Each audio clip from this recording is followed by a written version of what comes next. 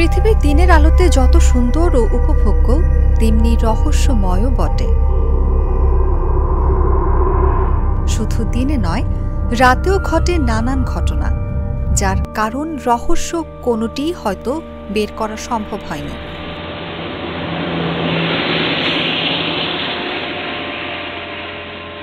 হয়তো মানুষের সেই ক্ষমতাও নেই। মাঝ আকাশ থেকে প্লেন হারিয়ে যাওয়া, কোনো নির্জন রাস্তায় যাওয়ার সময় ট্রেন গায়েব হয়ে যাওয়ার ঘটনা ইতিহাসে অনেক আছে। এমনকি কোনোটা আবার শত বছর পর ফিরেও এসেছে। চীনের এমনই একটি ঘটনা বেশ আলোড়ন তুলেছিল একবার।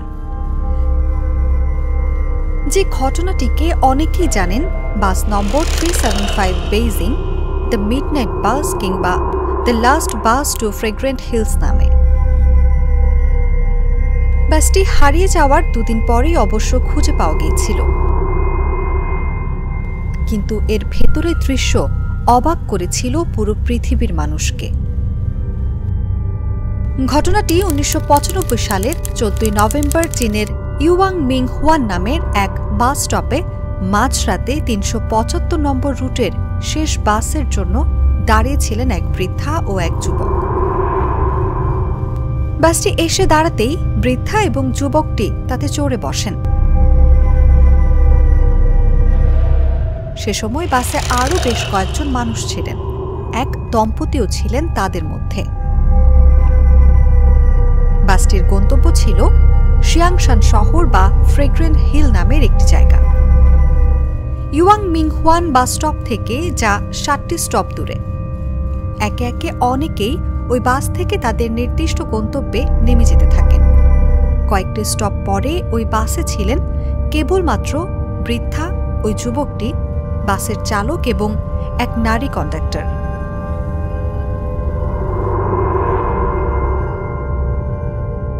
কিছুক্ষণ পর চালকের নজরে আসে রাস্তার ধারে দাঁড়িয়ে দুজন ব্যক্তি বাস থামানোর ইশারা করছেন। যদিও সেটা কোনো বাস স্টপেজ ছিল না, তবুও অনেক রাত এবং এই রুটের এটিই শেষ বাস। এরপর আর কোনো বাস পাওয়া যাবে না। এজন্য চালক ওই দুই যাত্রীর সামনে বাস থামান। কিন্তু বাস থামানোর পর চালক বুঝতে পারেন আসলে সেখানে তিনজন।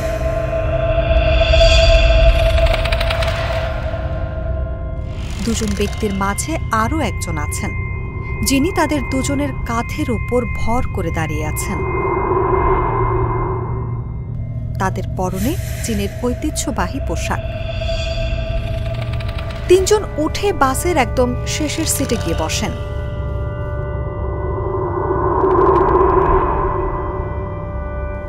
যে এলাকা দিয়ে বাসটি যাচ্ছিল সেটিও নির্জন ছিল, যার কারণে বাসের ইঞ্জিনের শব্দ ছাড়া আর কোনো শব্দ শোনা যায়নি। বাসে থাকা বৃদ্ধা বারবার পেছনের যাত্রীদের দেখছিলেন এবং কিছু একটা চিন্তা করছিলেন। তার কাছে ব্যাপারটা খুবই অস্বাভাবিক মনে হয়েছিল। এরই মধ্যে তিনি তার সামনে থাকা ছেলেটিকে বলতে থাকেন, তুমি আমার টাকার ব্যাগ চুরি করেছ। বাসের মধ্যে হইচই শুরু করে দেন।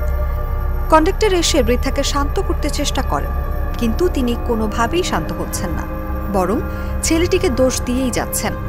ছেলেটি বারবার বোঝানোর চেষ্টা করছেন যে সে তার সামনে বসেছেন, কিভাবে তার টাকার ব্যাগ চুরি করবে সে।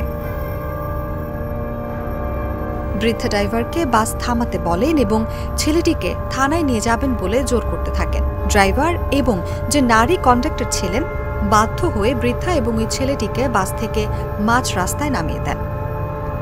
বাস থেকে নেমেও ছেলেটি বৃদ্ধাকে বোঝাতে থাকেন যে সে তার ব্যাগ নেয়নি। বৃদ্ধা ছেলেটিকে থামিয়ে বলতে থাকেন, আমি জানি তুমি আমার ব্যাগ নাওনি, এমনকি আমার ব্যাগ চুরিও হয়নি। ছেলেটি অবাক হয়ে জানতে চায়, তাহলে বাস থেকে নামলেন কেন? এখন আমি বাড়িতে কিভাবে যাব? এটিই ছিল শেষ বাস।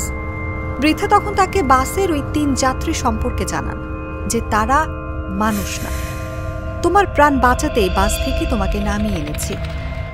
ছেলেটি বলল, যদি এমনই হতো তাহলে বাসের ক্রু মেম্বারদের সঙ্গে কথা বললেন না কেন?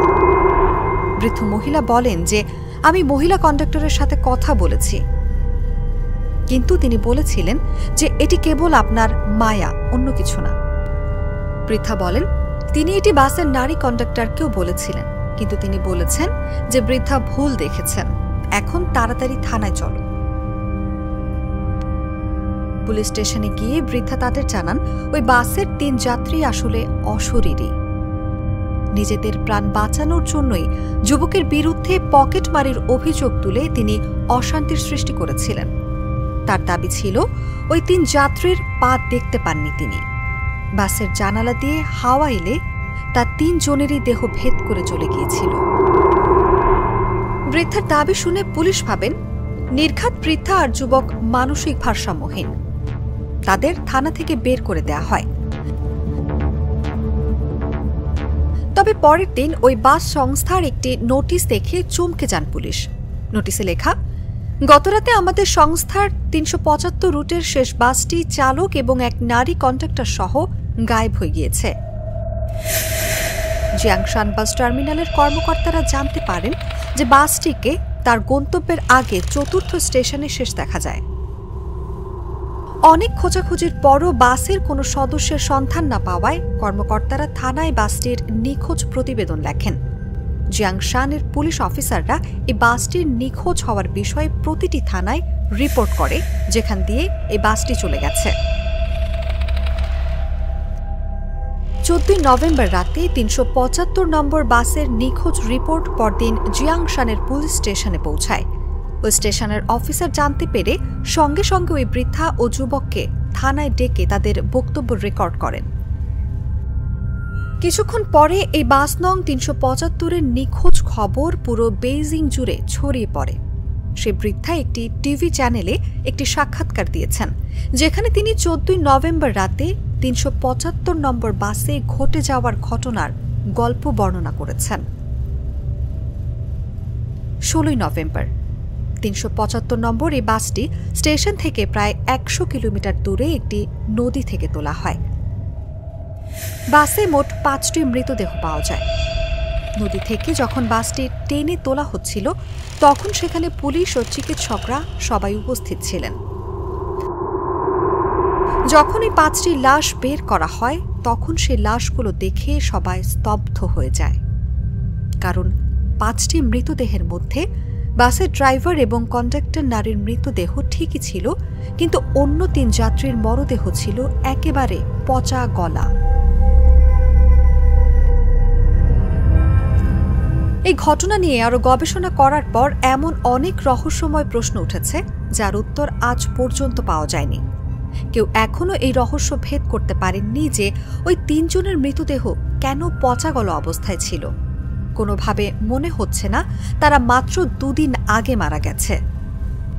এছাড়া আরো অনেক প্রশ্ন সামনে আসে, যেমন বাসটি সারাদিন চলার পর পর্যাপ্ত ফুয়েলও ছিল না 100 কিলোমিটার যাওয়ার মতো, তাহলে কিভাবে অতদূর পৌঁছালো বাসটি? বাসটির জ্বালানি ট্যাঙ্কে ছিল রক্ত, কিভাবে এবং কোথা থেকে সেখানে রক্ত আসলো? ওই যাত্রীগুলো আসলে কারা ছিল? এমনকি বাসটির কোনো ফুটেজও পাওয়া যায়নি কোথাও। এসব প্রশ্নের উত্তর কেউই বের করতে পারেনি। তবে সময়ের সঙ্গে সঙ্গে সবাই ভুলে যেতে থাকে এই ঘটনা, আবার সব স্বাভাবিক হতে থাকে।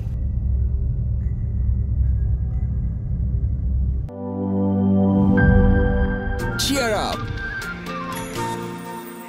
চলো পুরাই খুশি নতুনের সাথে তুলে নিয়ে হাতে। Cheer up, oh oh, cheer up, oh oh, cheer up. চুমুকে চুমুকে enjoy the life. চলো পুরাই খুশি তুলে নিয়ে হাতে। Cheer up, oh oh, cheer up. চিল হবে রিফ্রেশিং মুডে। চিয়ার আপ, চলো উড়াই খুশি।